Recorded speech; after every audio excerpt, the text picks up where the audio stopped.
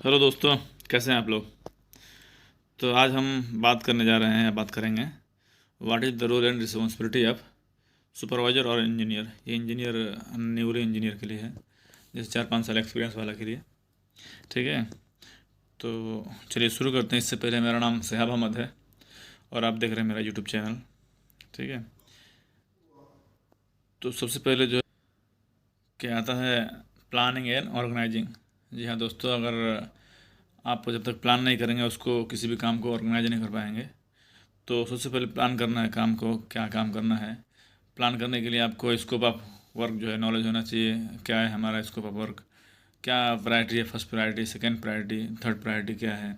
ठीक है, कौन सा काम कम ख़त्म करना है। उसके बाद आपको साइट कंडीशन मालूम करना है, साइट की कंडीशन क्या है, हमारे पास क्या रिसोर्स है, टूल्स टेक्निकल्स मशीनरी जो भी है, मैन पावर कितना है, क्या रिसोर्स है, कितना का ज़रूरत है हमको क्या काम करने के लिए। ये सब आपको जानना ज़रूरी है। उसके बाद ही आप ऑर्गेनाइज कर पाएंगे। Provision of condition, of course provision of condition होनी चाहिए। लीडरशिप एंड गाइडेंस होनी चाहिए आपके अंदर।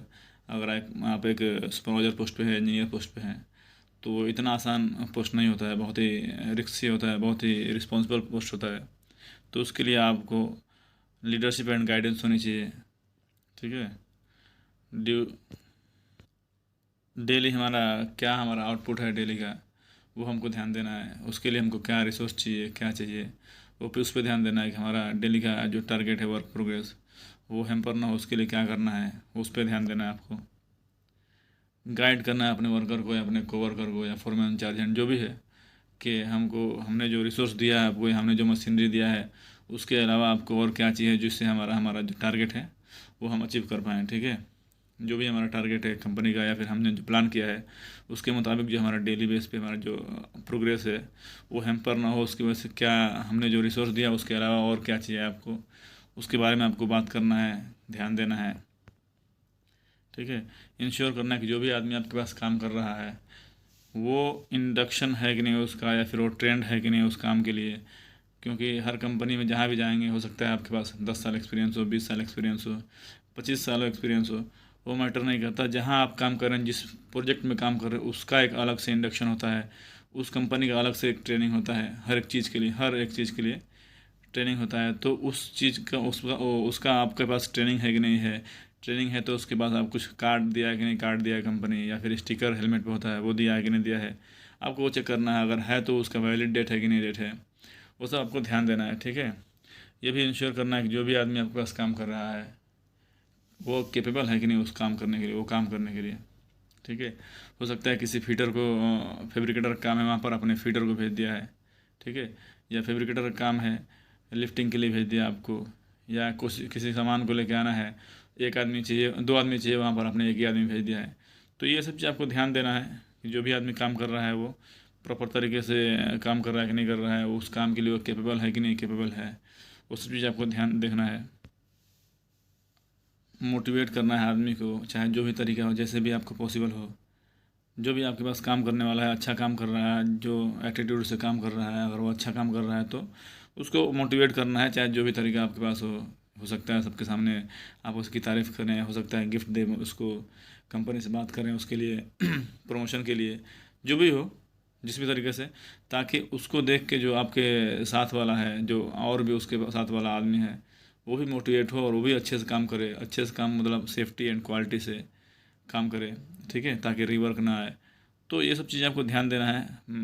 सभी आदमी को बुलाना है, टूल बॉक्स करना है, उसमें तारीफ़ कर देंगे तो वो भी जो जो अच्छा तारीफ़ कर रहा है वो भी खुश हो जाएगा और नेक्स्ट टाइम से और अच्छा से काम करेगा। साथ में उसके और जो रहेंगे वो भी मोटिवेट होंगे उससे। तो आपको ध्यान देना वो चीज़। ठीक है, चेक करना है आपके पास जो ड्राइंग है और जो वेंडर से मटेरियल बन के आया है, जो भी हो, चाहे वो इक्विपमेंट हो, पाइप स्पूल हो, मशीनरी हो, जो भी इक्विपमेंट या फिर जो मशीनरी बन के आया है, जो उसके पास ड्राइंग के थ्रू वो बन के आया है, और जो हमारे पास कंस्ट्रक्शन का ड्राइंग है वो मैच कर रहा है कि नहीं कर रहा है, वो इम्पोर्टेंट है। हो सकता है आपने कुछ लेटेस्ट ड्राइंग आपके पास हो और वेंडर के पास जो ड्राइंग हो, रिवीजन पुराना वाला रिवीजन हो, वो उस पर काम करके भेज दिया है, तो वो आपको ध्यान देना है कि मैच कराना है। कि हमने जो रिक्वेस्ट दिया था या हमारे पास जो ड्राइंग है और जो वेंडर सामान भेजा है वो मैच कर रहा है कि नहीं कर रहा है। ठीक है। हमेशा आपको जॉब सेफ्टी एंड एनवायरनमेंट को प्रमोट करना है। सभी कभी भी आप काम कर रहे हैं, जहाँ भी काम कर रहे हैं, आपको जॉब सेफ्टी एंड एनवायरनमेंट को प्रमोट करना है विथ क्वालिटी। ठीक है।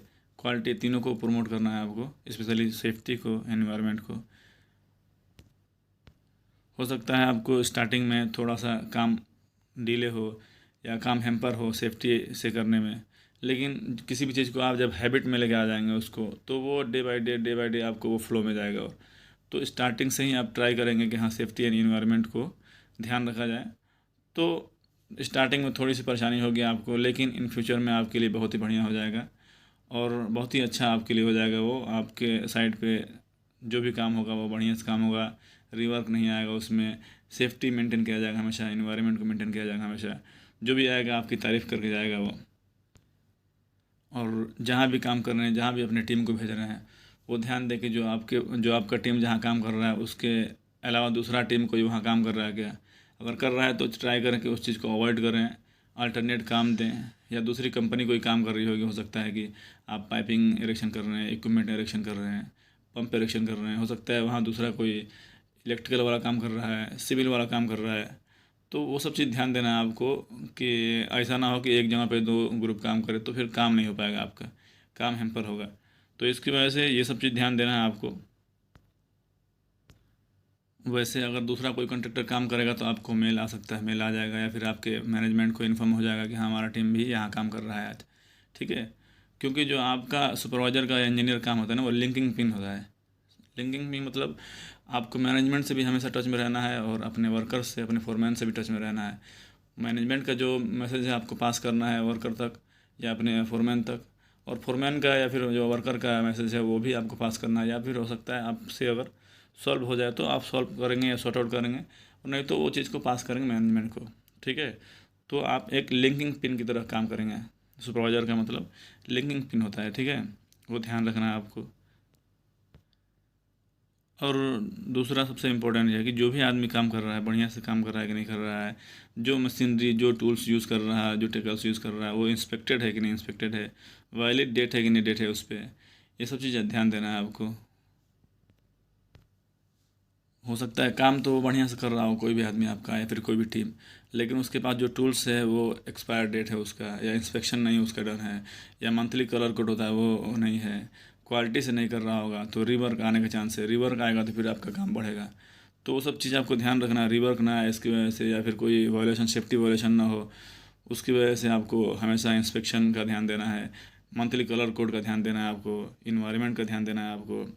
ये सब चीज़ ध्यान दे के विथ क्वालिटी के साथ आपको काम करना है।